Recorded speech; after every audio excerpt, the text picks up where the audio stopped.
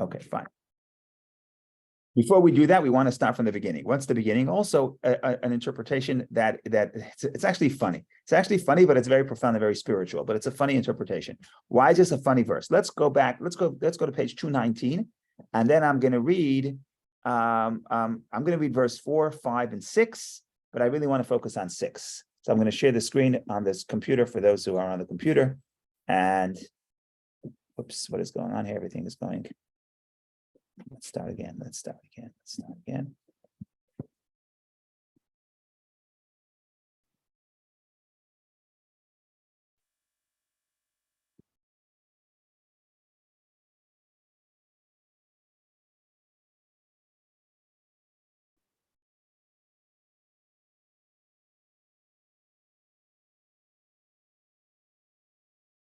Okay, verse 4. And the chief of the slaughterers appointed Joseph to be with them, and he served them, and they were a year in prison. Who's they? They is the cupbearer and the baker, and they were in a prison for a year. Now, before we even read this, what is the state of mind of someone who's in prison for a year? He's not jumping from joy. A little depressed. You wouldn't be surprised the person to be a little depressed. But in any case, let's read verse 5. Now both of them dreamt a dream, each one his dream, on the same night, each man according to the interpretation of his dream. The cupbearer and the baker of the king of Egypt, who were confined in the prison. So each guy has a dream. Verse 6. I actually have to read verse 7 as well. And Joseph came to them in the morning, and he saw them, and behold, they were troubled. And he asked Pharaoh's chamberlains, who were with him in the prison of his master's house, saying, why are your faces sad today? This is the strangest conversation that could take place in a prison, right? I'm laughing, but it's not funny. Right? In prison, if you're happy, Joseph should have stopped and say, what's wrong with you? What are you smoking? Can I have some of it? Right? Here, he says, why are you sad today? What do you mean, why are you sad today? I'm in prison. Okay. And they say, why we're sad? Because they say, well, we had a dream. And they said to them, we have dreamt a dream, and there was no interpreter for it. Joseph said to them, don't interpretations belong to God? Tell them to me now. And maybe God will help me help you. Okay. So the first thing you see that first of all, when someone's depressed himself, okay, he doesn't care about how the other guy's doing, right? When you're depressed, you're focused inward. When you're joyous, you focus outward. But the Rebbe once taught this parsha, and he said like this, a very beautiful concept. The redemption of Joseph begins, because this is the beginning of Joseph. I'm going out of prison. Until now, he's going down. He's sold as a slave, then enslaved, he's put in prison, and then here's the beginning of the turn. He doesn't know it yet. It's going to take 2 years. But this is really the turning point in the story, when he interprets the dreams. How did the redemption start? By asking somebody else, how are you feeling today? Why are you sad today? That's redemption. Why? Because what is slavery? What is imprisonment? The greatest imprisonment is trapped in your own ego, right? So I just care about myself. I don't care about the person next to me. That's the state of the ego. Breaking free, transcending the self, connecting to somebody else is an act of freedom. I'm breaking free of my own ego, because my own ego, I hate to tell this to you, I hate to be so blunt, my ego doesn't really care about you. I care about you because that's my spiritual side, right? But my ego is just about me. And even if you're here, I'm very good. You're here, so you can laugh at my jokes and make me feel good. It's all about me, right? But really to break free of one's ego is to really care about somebody else. And ultimately, that's the beginning of, spiritually, that's the beginning of inner freedom. And inner freedom ultimately trickles out and becomes actual physical freedom. It took 2 years, but that's what happened. Right? But if you think about this, it's unbelievable. It's mind-boggling. The redemption comes when he reaches out to somebody else and he says, how are you doing? Now, Joseph himself wasn't in such a hot position. He was also in prison for 12 years. He was enslaved for 12 years at that point already. And he was in prison for a while. And he's also shouldn't be so, he's happy himself. That's able to transcend his own scenario, his own circumstances. But in some ways more powerful, he's able to reach out to somebody else and say, why are you upset today? And that's the beginning of redemption. So if you're mystical, you'll say, when you break out of your own inner prison, then ultimately, over time, the external prisons also hopefully will fall away. But even if they don't, you're still free, right? Because true freedom is internal freedom, right? You can put me in prison, okay, but that's external. But freedom is how I choose to act, how I choose to respond, how I choose whether or not I choose to be depressed or not, right? If it's my choice. Sometimes it's not my choice, but if it's my choice, then I could transcend my circumstances by choosing to be joyous and choosing to transcend and care about somebody else, right? Sometimes people that are happy, If I'm sad, I'm very happy for people around me to be sad. But if I'm happy, can't tolerate sadness, right? So Joseph you see, he's an upbeat person, and the other guy, he can't stand. What's happened? Why are you so upset? So I just think that's a beautiful concept because it's internal freedom, is transcendence, and you see that that's indeed the turning point. Okay, that's point number one. Another point we want to think about is what we started last week, thinking about the interpretations of Joseph and how he was able to interpret their dreams. We're not going to go. I'm not going to say anything I said last week because once it's a whole unit. Once we start, it will take us 10 minutes to get through. So we're not going to talk about that. But what will do is very quickly.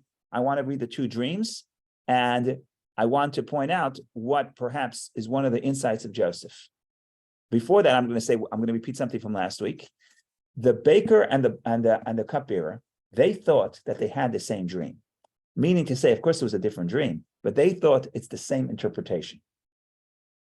They both have, think about it, they were in prison for a year. They both have a dream the exact same night, and there were a lot of similarities between the dreams. So they come to Joseph and they say, we dreamt a dream. They didn't say we dreamt dreams in plural. They said we dreamt a dream in the singular. So the commentaries point out, they think they have one dream. They think it's one interpretation. What does Joseph say? Joseph is going to say, it wasn't one dream, ladies and gentlemen. It was actually two dreams.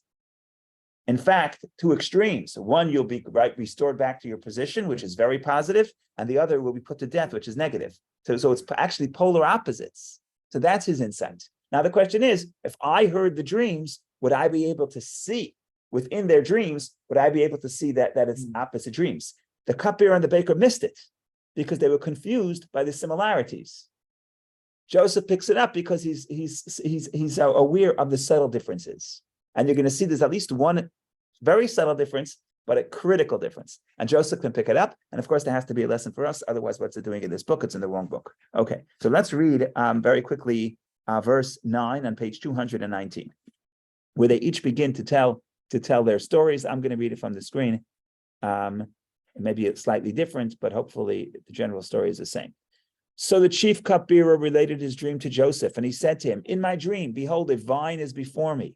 And on the vine, there are 3 tendrils, and it seemed to be blossoming, and its buds came out. Then its clusters ripened into grapes, and Pharaoh's cup was in my hand. And I took grapes and squeezed them into Pharaoh's cup, and I placed the cup on Pharaoh's palm. It's a very easy interpretation. Joseph said to him, this is the meaning. The 3 tendrils are 3 days. In another 3 days, Pharaoh will number you, meaning count you, remember you, with the other officers, and he will restore you to your position. And you will place Pharaoh's cup into his hand according to your previous custom when you were his cupbearer. Then he says, but remember me when things go well for you, and please do me a favor and mention me to Pharaoh, and you will get me out of this house. Right? So he says, look, he says, I'm giving you the interpretation. 3 days you'll be out of prison. Do me a favor, you mention Pharaoh. Now I'll give you the spoiler. Spoiler is the end of this parsha. It says, the cupbearer did not remember Joseph and he forgot him. So it leads us, okay, there's no hope. Here we're getting hopeful. It's amazing. Joseph is planting the seeds of his release. It's very upbeat. But the end of the parsha ends on a downer. Forgot him. Okay, and then he continues, he gives the story how he was stolen from his family and sold. Okay. Verse 16, I'm skipping 15, go to 16. Now the chief baker saw that he had interpreted well. This is very good. Tov patar. Tov patar could mean he interpreted well, but it could mean he interpreted it good. Not that it's not that he's a good interpretation. It's that the interpretation was that it's going to be good. It's an optimistic interpretation, right? That's what he saw. I don't know how he interpreted well. I don't know that that's the perfect translation. What do they say in English? I'm curious in there. Well, okay, that's what they say here. But that could be the meaning. Kitov patar, you're a good interpreter. It could also mean you interpreted it good. You interpreted it in a positive light, right? In any case, he says, me too. He keeps saying, me too. So he said to Joseph, me too. Afani b'chalom, me also in my dream. Behold, there were 3 wicker baskets on my head. And in the topmost basket were all kinds of Pharaoh's food, the work of a baker. And the birds were eating them from the basket atop my head. And Joseph replied and said, now they think about the shock that this guy hears the dream. He's expecting something good. What does Joseph say? This is the meaning. There are 3 baskets represent 3 days. So far, so good. In another 3 days, Pharaoh will remove your head from you and hang you on the gallows, and the birds will eat the flesh off you. Okay, that guy probably didn't. Joseph started out trying to say, why are you feeling so bad? And the bad was, I had a bad day. I had a bad dream. I had a dream. Now Joseph really gives him a reason to be upset. But that's just a joke. The point here is that the Torah tells you the specifics of the dreams in some detail. And it doesn't just say that Joseph was able to interpret it without giving us the interpretation. It goes into the specifics, and hope there has to be a reason. So maybe these are the clues. Maybe there's some lessons here. Now, the big idea is that only once Joseph sees this interpretation could Joseph pivot to Pharaoh's interpretation. But we'll get to that in a minute. Even before that, on a very basic level, if you're the baker and the butler, you see these two dreams. They're so similar. You have 3 baskets or 3 tendrils, three branches, and everything seems very similar. Here he's referring. He's putting back the goblet in Pharaoh's palm. That's obvious. You're going to be restored. That's just so simple. I don't know what's so hard to figure that one out. But the other guy, you have the birds eating the basket. I see it. Okay, so so Joseph says the birds are going to eat. The birds are going to eat you, but it's not you. They're eating the bread. So it's not exactly the same. But Joseph gives him the negative interpretation. That's exactly what happens. And look at it's exactly what happens. So the baker and the butler the baker and the cupbearer were put off by the similarities, and Joseph is sensitive to the differences. What's the difference? So some commentators explain that what gave it away to Joseph is the birds. Now, I don't know about birds. Jill Olin used to come and she knew everything about birds. She was a bird watcher, but I haven't seen her in a while. In any case, she's not here. I can't ask her. But one theory is that the birds are not going to eat bread from a live person. The bird's afraid. So if the bird is coming to eat the bread from the basket on top of your head, it means that you're dead. That's what some I think it's that Barbanel says. I forget who says. Someone says that. That's one of the classic commentators. Because otherwise, where in the dream do you know that you're going to be killed? The birds are not eating you. And look what he says. He says in verse 6, Joseph says in verse 19, right? In another 3 days, Pharaoh will remove your head from you and hang you on the gallows, and the birds will eat your flesh off you. That's supposedly an interpretation of verse 17. We are in verse 17, it says, and the birds will be eating them. Okay, so in the topmost basket were all kinds of Pharaoh's food, the work of a baker, and the birds were eating them from the basket atop my head. So in the dream, the birds are eating the bread and the basket. In the interpretation, the birds are eating his flesh. How do you make that leap? How do you know from the dream that the guy's dead? So one interpretation, like I said, I think it's that Barbanel, he says, well, the birds are not going to come to you if you're alive. They're afraid. That's one interpretation. Steve, you're not happy with that one? Well, I mean, there are some birds. And there's certainly birds that only eat dead, like condors. Right. Vulture type birds. Right. And no, in general, I would agree, but certainly there are exceptions. Yeah. So maybe if those birds in that region were this way, I don't know. You get a lot of birds flying over there, so it's hard to tell. Right? There's a lot of bird migration over at least Israel. So I think the measures with Moses, with the birds that were hungry, and he kept them hungry so they can kill the snakes. Interesting. I never heard that. When he was in Midian. Interesting. Yeah, he had a problem with snakes. Right. I read this in the Medrash says. Yeah, interesting. And so he corralled a bunch of large birds, and he kept them very hungry. Right. And then when he let them out, they killed the snakes. Right. Interesting. Okay. Similar idea. Okay. I'm going to give one more interpretation. I forgot who says it. I forget who says this interpretation, but it's more contemporary, but it's nice. I think it's a nice lesson. If you're Joseph and you're reading these facts, you're reading this story, when you're trying to gather evidence, and you want to say, what is a very important difference between these two dreams? Because, like I said, the baker and the cupbearer were confused by the similarity. They actually say we have one dream. Joseph says, no, it's two different dreams. And like I said, the dreams are polar, the interpretation of polar opposites. Okay, so one interpretation says as follows. I think this is beautiful. If you look at the dream of the cupbearer in verse, for example, verse 11 is the most clear example. Verse 11, let's contrast verse 11 to verse 17. And Pharaoh's cup was in my hand, And I took the grapes and squeezed them into Pharaoh's cup, and I placed the cup on Pharaoh's palm. That's verse 11. That has to be positive. Then you go to verse 17. In the topmost basket were all kinds of Pharaoh's food, the work of a baker, and the birds were eating them from the basket atop my head. Okay, what do you get? So that's supposed to be negative. So one interpretation I saw, I think is brilliant, is the difference between verse 11 and verse 17 is that verse 11, there's action. The cupbearer is active. Pharaoh's cup was in my hand, and I took the grapes and squeezed them. He did something. He produced wine, and I placed the cup on Pharaoh's palm. The guy is active. There's movement. What happens in verse 17? There's no movement at all. The baker is completely passive.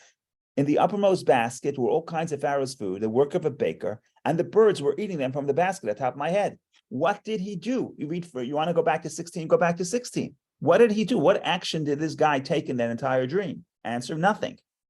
Right? Look at verse 16. If you want to go back and you want to really examine it. Now the chief baker saw that he had interpreted well, so he said to Joseph, "Me too. In my dream, behold, there were 3 wicker baskets on my head. Wonderful. What did you do?"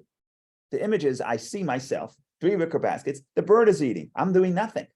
Okay, so it's active and passive. That's the difference between life and death. Okay, and even when you write, right? Yeah, what's the number 1 rule? Use the active voice, not passive voice. Passive is dead writing, right? Active, you have to speak in the active. That's what they taught you in high school, I think. So here you see very clearly, Joseph is looking at this, and Joseph is saying, "What in this dream? This guy is active. He must be alive. This dream, the guy is doing nothing. The guy is dead." Now, so what's the broader interpretation? This I didn't see in the commentary, but I think this is true. Again, we're looking at how do I free myself? Let's say I'm in an inner bondage or a spiritual bondage. I feel trapped. What do I do? First thing we learned earlier today is find somebody and ask them how they're doing. In other words, transcend my own ego. Reach out to somebody else. Be concerned about somebody else. That's step number 1 of how to break out of my prison. What's step number 2? Do something. Do anything. Take an action. Taking an action is going to create an energy that ultimately will set me free. Right? I don't feel like doing anything. Nobody asked you to feel like doing it. Just do it. Right? That's why Judaism places the emphasis on action. But that's what you see here. To be alive, to be restored, to be freed, you have to take an action. That's what it seems like. That's what it seems like. That Joseph is getting from this story. So that's so far we have 2 very important lessons of how to spiritually break free of my own bondage, and hopefully over time the spiritual freedom also creates change in the physical world, and I also break free physically, hopefully. But it starts within the person's inner self, and the message is to be free. I have to transcend my own ego, reach out to somebody else, and I have to do something. I don't feel like doing it. I feel like staying in bed. I feel like just sitting in my space. No, go do something. That is good. That's what's going to get me free. So I thought that's very profound. That's what we're used to that. Yeah, me too. I was going to stay in bed, but I decided to come. I'm very happy and very grateful. Yes. Rabbi Darren says a joke every now and then. I'm not sure the message of the joke. I'm not sure what the message is, but it's a great story. Some jokes, a very powerful message, and the plot is not great. But some jokes, the plot is great. I just don't know the interpretation. So the plot is that the guy is Yom Kippur morning, and mother wakes him up. Mother says, "Get out of bed. You have to go to shul. It's Yom Kippur." He says, "I don't want to go." So 20 minutes later, she wakes up again. "You got to go to shul. It's Yom Kippur." He says, "I don't want to go." And they're fighting all morning. "I don't want to go. I don't want to go." Finally, she says, "You got to get out of shul, my son. You got to get out of shul. You got to go. You got to go to shul. It's Yom Kippur." And the guy says, "Give me a reason to go to shul." She says, "Well, you're 45 and you're the rabbi." So That's a great joke. yeah, I don't know what the message is, but that's the joke. That's how we started. Oh yeah, he said it. Yeah, okay.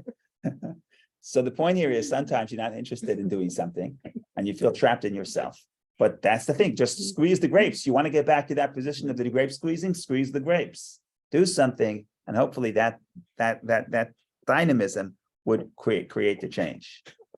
There's this, without putting any plugs for any specific person, but there's this guy I listened to in Israel. He's a general, a former general, but he's a thinker, and he thinks about strategy and thinks about war strategies. He's a very interesting person, and he talks about the difference between different theories of war in the East and the West. And I think he says this is the Soviet idea, but he's a big believer in this idea. His idea is that let's say this is you're static, you're stuck in a place. You don't. He says the Arabs have this, and it's a good thing. He thinks we have to be more Middle Eastern. In other words, more Eastern than Western in this sense. So you don't know what you're going to do. So one theory is don't do anything until you understand exactly how you're going to do it and how you're going to finish and how you're going to get to the end goal. That sounds very logical from the perspective of the West. The East, at least, Middle East, but also probably comes from the East. The theory is create dynamism, create change, start something, start the process. When the process starts, things move. When things move, then you look out for an opportunity to pounce. But in the beginning, you're not going to know how, you don't have the plan of what to do every step down the end. For us, it sounds crazy. Why would you start the war if you don't know how to finish it? Why would you start something if you have no idea you don't have the plan of every step of the way? And for us, we're very cause and effect. That's the way we're trained to think. But other ways of thinking is do a movement, create some change. When change happens, opportunities open. And Joseph, you're looking at me funny because you're from the West, but the point is, Joseph's the lesson is I'm at a dead end. So the rabbi said, do something. How is that going to help? How is that going to solve my problem? Reach out to somebody else. Start an interaction. How is that going to get me out of prison? I don't know. Just do something. Create some energy. Opportunities will show up. How is it going to happen? I don't know. So in the West, they'll laugh me out of the room. You're saying take an action that's going to solve your problems. That's not logical. But other ways of thinking is no. Start the dynamism. Start movement, and that movement triggers other movements, and things shift. And when things shift, so the earth shifts. And when the earth shifts, you can find your opening. You don't have to know at the beginning how this action is going to solve all my problems. But the main thing is take an action. The main thing is transcend. The main thing is go beyond yourself. Or squeeze the grape. That's just a metaphor. Take an action. This guy is standing and waiting for solutions. He says, I'm not doing anything. The birds are going to come eat your bread. That's what's going to happen. That's death. That's being stuck. Probably sometimes what keep you stuck is, why should I take this action? I don't see how this is going to solve the underlying problem. Well, sometimes you don't have to worry about solving the underlying problem. Worry about right now. Worry about transcending yourself, reaching out to somebody else. Worry about taking an action. Eventually, things will straighten out. It may take 2 years. Okay, it will take 2 years. But if you don't do it, pun intended, you're dead in the water. That's what happens to this guy, because he's not doing anything. He's waiting for the solution to come and catch him. That's not going to happen. But again, I think that especially for people like us in the West, the resistance to taking an action is, I don't see how this is going to help me. I'm not feeling well. So she says, okay. So my therapist says, go take a walk. Yeah, but that's not going to help what the underlying problem. Doesn't matter. So that's the resistance. So why should I take an action if I don't see how this action is going to help the underlying problem? Don't worry, take the action. You'll see things are going to happen. Then you'll be in a good mood. When you be in a good mood, you're gonna run into somebody, et cetera, et cetera, et cetera, and the chain and the cycle continues. But you don't have to necessarily know how this is all going to play out. And that's the lesson of perhaps of the butler, of the cupbearer, who is willing to, in the dream, he's willing to do something.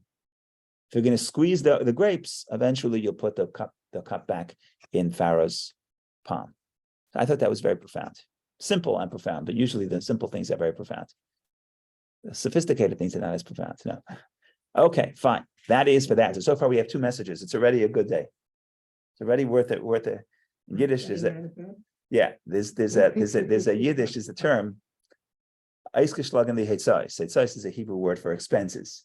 So I have an expense. I pay money to do something, whatever it is, to go on vacation or whatever. So let's say I say it was already worth the expenses. I already paid from here on as profit. I came here, I got something good. It's already worth it. Beyond it, so at a certain point, the pleasure is justifying the expense. After that, it's just pure profit. So we already paid the expenses. Now whatever's from here on is fun. Okay, let's think about exactly what's happening here in the dream. And to figure out what the dream is, I'm sorry, spoiler alert, I'm going to have to jump ahead and tell you very quickly Pharaoh's dreams. That's in chapter 41, and talk about how nobody else can interpret Pharaoh's dreams, and except for Joseph. And how did Joseph do it? So the thesis is going to be he did it because he got training from these two dreams. These two dreams, which in some ways are relatively easy, help him get to the other dreams. Okay. So to establish this thesis, we have to really ask a question. It's a pretty common question. And that is, why is it that none of Pharaoh's interpreters can interpret Pharaoh's dream? Pharaoh's dreams, as I'm going to tell you, are very simple dreams. Seems like dream interpretation 101. Anyone, anyone. Now in Pharaoh, they had schools of dream interpreters, right? So this is level one. Level one, Pharaoh's dream is easy. And yet the Torah emphasizes again and again that nobody could interpret Pharaoh's dreams. Only Joseph. It's a very simple dream. What's the dream? There are 7 fat cows and 7 emerging from the Nile.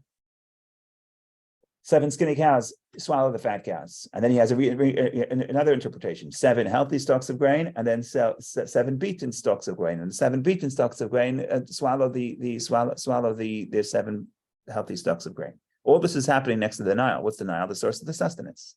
Agriculture. How you don't have to be a rocket scientist to figure out that we're talking about 7 years of plenty, 7 years of famine. And if one dream is not enough, you heard the dream twice. And some people actually say, I saw this very interesting interpretation, that the second dream is the interpretation of the first dream. First dream is fat cows, skinny cows. Second dream is, well, you want to know what that means? Fat ears of grain, healthy ears of grain, and emaciated ears of grain. That's the interpretation. So the first he has a dream, then he has the interpretation. It's right there. How could you miss it? And everybody misses it. And Rashi, when Rashi says, the verse says, "Ein poter otam leparod." If you want to look ahead, you could. Otherwise, you could trust me. On page 223, after Pharaoh's dream, it says like this.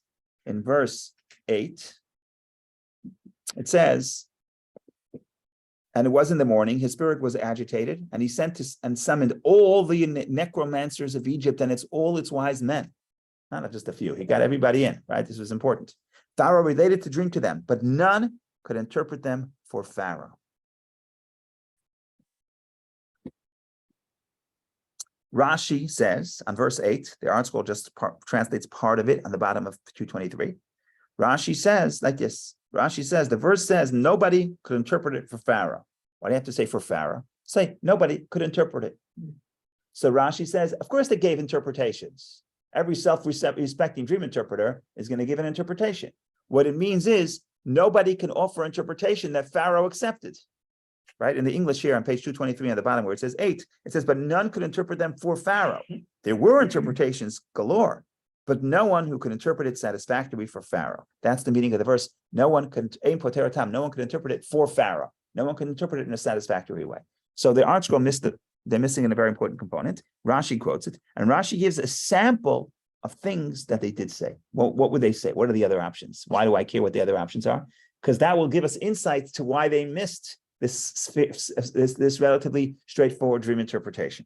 So what do they say? Rashi says like this. Rashi says the example of interpretations that they offered, they would say like this. You're going to give birth to 7 daughters, and then you're going to bury 7 daughters. That's what the Medrash says. Another interpretation that Rashi doesn't quote, but the Medrash says, you're going to conquer 7 cities, and then you're going to lose 7 cities. We'll talk about that later. We'll talk about exactly what happened there, but I'm just trying to derive enough information that will help us here. So nobody can interpret this. Why not? And that's a simple question. Rashi has to address the question. He doesn't address it directly. How come everybody else missed a simple interpretation? But based on what Rashi said right now, 7 daughters you give birth, 7 daughters you'll bury, that's all I need to know to understand why everybody else missed the boat and why Joseph's interpretation was so bold.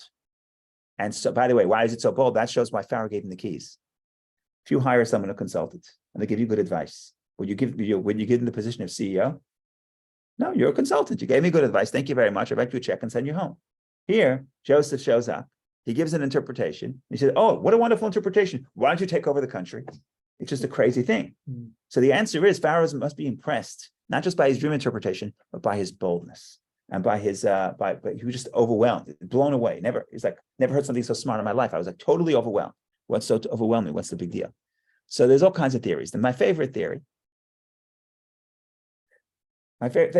or maybe, I have 2 competing for the favorite theory, but this is a very good theory. The theory that I really like is as follows. nobody, no dream interpreter would ever interpret an object in a dream, be it a cow, be it a grain of ear, be it a basket, being a tendril. We have, the vine. No dream interpreter in their right mind will ever interpret an object as a unit of time. It's not going to do it. Why that is, I'll give you in a second. And that's why 7 cows and 7 cows cannot mean 7 years and 7 years. It has to be 7 object. An object replaces an object. 7 cows is 7 daughters. Or the other interpretation of the Medrash, 7 cows is 7 cities. 7 ears of grain is another 7 cities. It has to be objects. It cannot be units of time. Why not? So there are all kinds of reasons. The most practical reason, as a cynic, which I am to Pharaoh's dream interpretations, if you give a unit of time, you're going to be disproved for sure. The best thing to do is not give a unit of time. If I say this is going to happen in 7 years, let me give you a simple example. Every morning you turn on the press, and they're going to tell you people are going to come and predict where the market's going to go. It's going to go up. It's going to go down. The market's going to crash. There's going to be a recession. There's not going to be a recession. Everybody's hacking in China, like they say in Yiddish, right? Everybody, all day long. I have no problem with telling the market's going to go up or down. Just tell me when. Tell me when. When is it going down? When's it going up? If I knew, I'd be a billionaire. The problem is these guys, they still get paid because they never gave you a time. So you can be right. I told you the market's going to go down. I told you there's going to be a correction. I told you. Yeah, but you didn't tell me when. So that's how you're in business 50 years predicting, and you always get it wrong, but you still get a job. You're still considered an expert because you did what every beginner dream interpreter knows. Never make the cardinal mistake of saying timing, because timing is going to disprove you. Okay? So there's no option to say time. Nobody ever says time. It's always an object must be an interpretation of another object. Okay. In this interpretation, Joseph says, no. 7 dreams is 7 years, 7 dreams is 7 years. By the way, it happened twice because the clock is ticking for right now. Not only does he say the recession is going to be for 7 years, the plenty is going to be for 7 years, and the recession will be for 7 years, he also says it's starting right now. Which means you'll prove me if I'm wrong, my interpretation is on the line. Because I'm not just saying how long it's going to be, but I'm saying the starting point. That's what he says. The fact that it's happening twice is because it's starting immediately. God is doing this speedily, starting right now. Pharaoh says, I've never heard anything like this. Nobody ever came. No stock advisor ever came and told you, I'm telling you where the market's going to move, and I'm telling you when it's going to move. You know when it's going to move? Here are the keys. Here, take my portfolio. So that's the big idea. Now go back to this week's Parsha. What does Joseph understand? This is the easy one. 3 baskets are 3 days. 3 tendrils are 3 days. That's easy. Why is it easy? Because everyone knows, even if you're in prison, the one thing you know, if you're in North Korea, what's the number one holiday they celebrate? King's birthday. King's birthday. Everyone knows the dictator's birthday. Everyone knows the king's birthday. Joseph says in 3 days this is going to happen. What happened 3 days later? The verse says 3 days later, Pharaoh's birthday. Now, what do I care if it was Pharaoh's birthday? And if it was just a regular day, if it was just Labor Day or a day in Memorial Day, who cares that it was Pharaoh's birthday? Nah, that's what Joseph knew. Everyone knows that it's Pharaoh's birthday. So Joseph sees 3 days. In 3 days is an important event, Pharaoh's birthday. Joseph says, okay, 3 objects could become units of time. If objects could become units of time, then if objects could become units of time, then in the interpretation, and then in Pharaoh's interpretation, objects are units of time as well. So I think this is really beautiful. And again, it helps us understand why chapter 40, why do I have to know exactly what the dream was and exactly what the interpretation was? Because this tells you how Joseph gets the insight that nobody else had. This was an easy one. They give, what do they call it? They call it what do they call it? An easy pitch. No, when you're pitching someone, you give the guy an easy pitch. You don't want to give him a hard time. There must be a word for it. A low ball or whatever. You give him a nice pitch. You give him an easy one. And once they do the easy one, you give him a harder shot. You won't get to the harder one without the easier one. If Joseph would not have the experience of Genesis chapter 40, where an object could be a unit of time, he wouldn't necessarily get to the idea that in Pharaoh's dreams, an object is a unit of time. He would just do what everybody else says. Fat cows, daughters, cities, could be anything. Popsicles, doesn't really matter what it is. I'm sure every single body, Pharaoh called all the dream interpreters, everybody gave other objects. So you said you had two favorites. This was The other first. interpretation, you're gonna have to come back next week. Oh, It's also a little bit related to, no, so you have to get more into that story. Mm. We're not there yet. But the point here is that it may be also related, it's also related to this. The second one is related to this. It's just a deeper thing with a spiritual message. But it's going to be predicated on this concept of a unit of time. But I think this is very nice. It helps us understand how this dream is really leading us to the next dream.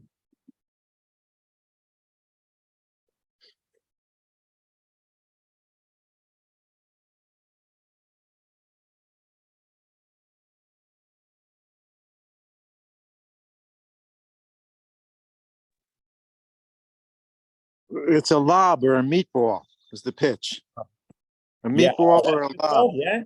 Meatball or a lob. Yeah. Okay. I never heard of that, but I learned something new today. Okay. Wonderful.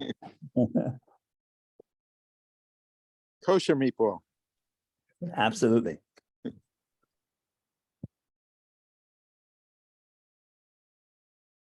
Okay, now we have a medrash, which I don't have the solution to the medrash. It makes a lot of people uncomfortable, including myself, including Rashi.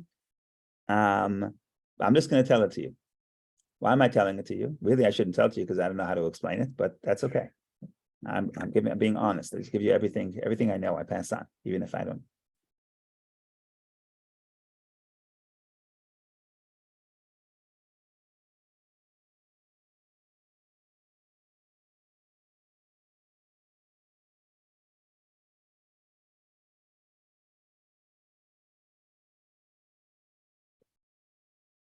Okay, one more detail before we continue. One more detail going back to what I started the day with. We started the day with the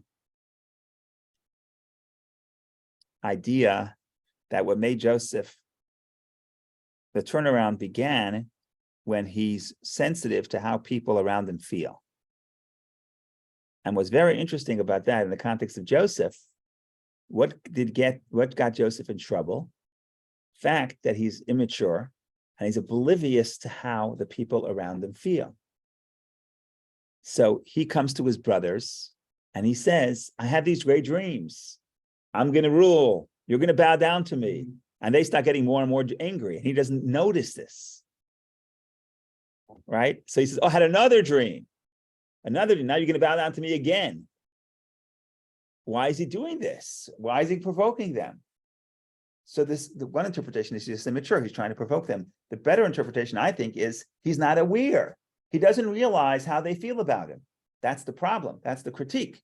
Some people are so narcissistic. They're just so into themselves. They don't even know. They don't realize that nobody else is on the same page. I think I'm telling you, I think that everybody has my exact perspective. I don't realize that maybe people around me are a little bit jealous, but he's oblivious to how to other people's perspective in the beginning of the story. And that's what gets him in trouble. Right? Sometimes if everybody's not so happy and you come in, great news, I just got promoted. Yeah, the other guy was just had a bad day. You have to be careful when and how to share your good news. Make sure it's in an environment that people around you are willing to be happy for you. But don't just come into a house of mourning and start sharing good news. It's just not appropriate. Right? So Joseph is completely oblivious to the people around him. He doesn't understand. He's living with 11 brothers. He doesn't realize he's just into himself. That's a sign of immaturity, totally into the self. He doesn't realize that saying this thing is going to upset them. What's Joseph's transformation? It's the opposite. Now he comes full circle. Now he's super attentive to the people. And even though that probably all day they weren't jumping from joy because they were in prison, so they weren't sad, but he could notice that they're actually extra sad today. Right? So now that's the transformation within Joseph, and that's contrasted to the way he was in the beginning of the journey, which he's completely oblivious to the perspective of the brothers. So that's just bringing full circle. Okay, now we have an interesting medrash. Rashi quotes it. It's a little bit of a troubling medrash. The medrash says so it's focused on the final verse of the parsha, final verse in chapter 43. We'll share it. We'll read it on page 220. One in the English, 221, verse 23.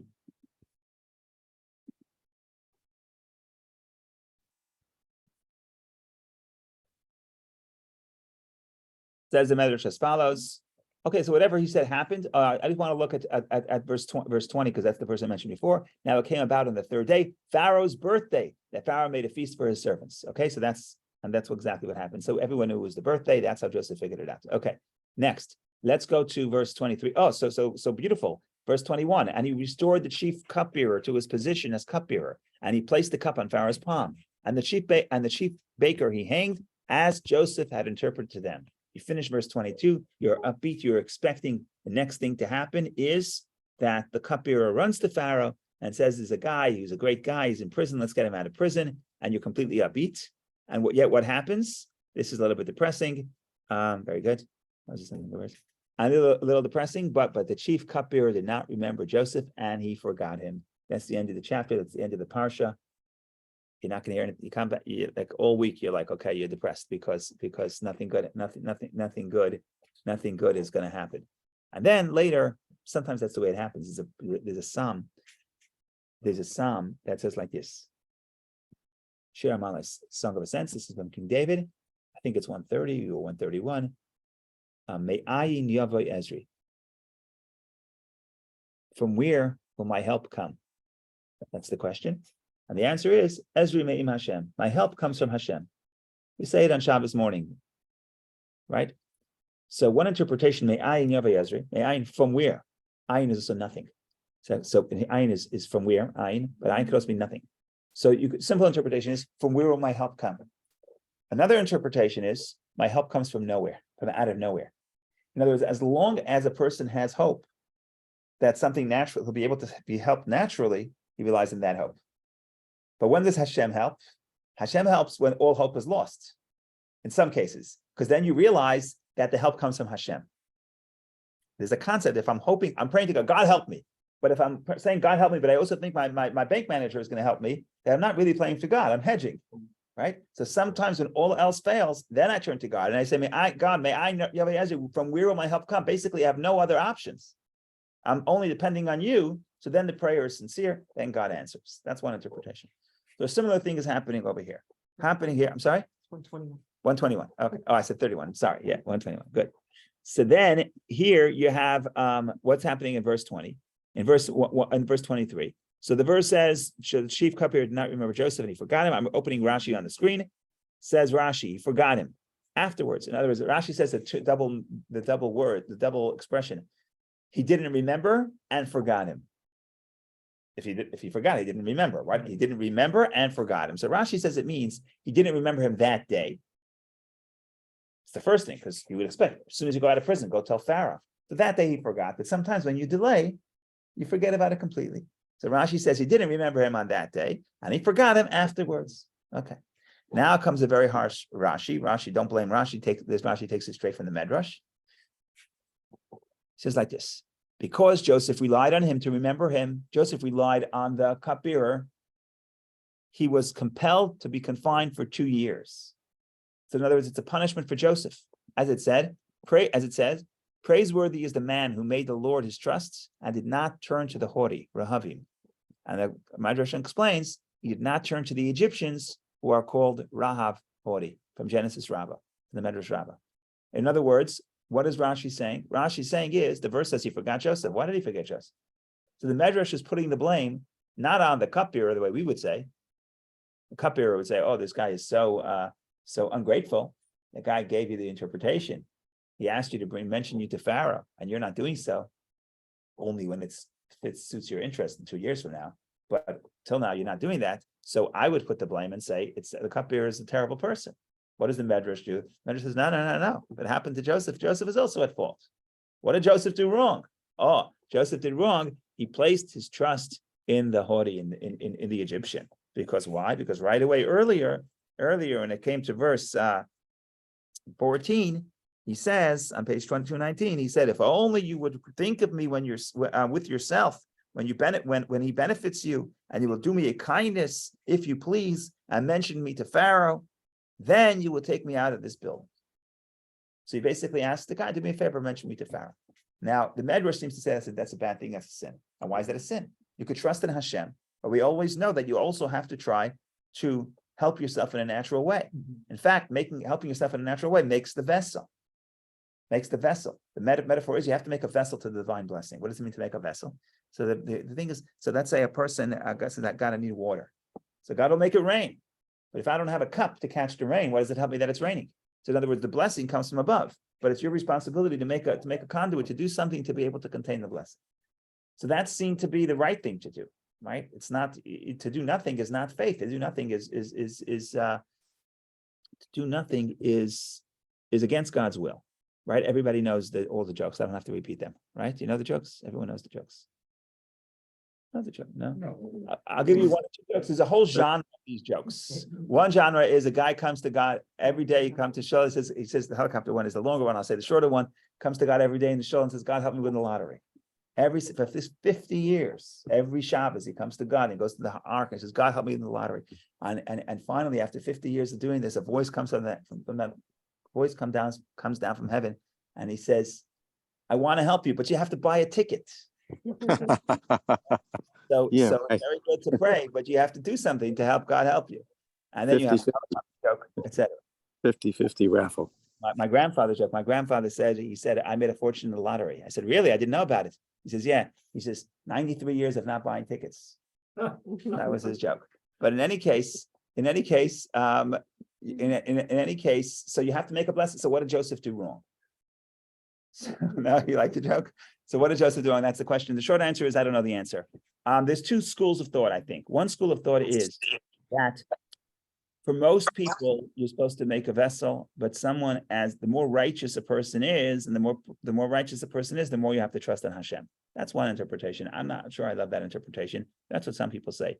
I think the interpretation is that it's not about whether or not you're making the vessel. The question is, where are you putting your trust, right? So it says, when Rashi quotes those verses, he says, blessed is the person who puts his trust in Hashem and doesn't put his trust in the Hori. In other words, if I buy the ticket, am I trusting the lottery ticket? Or am I trusting God?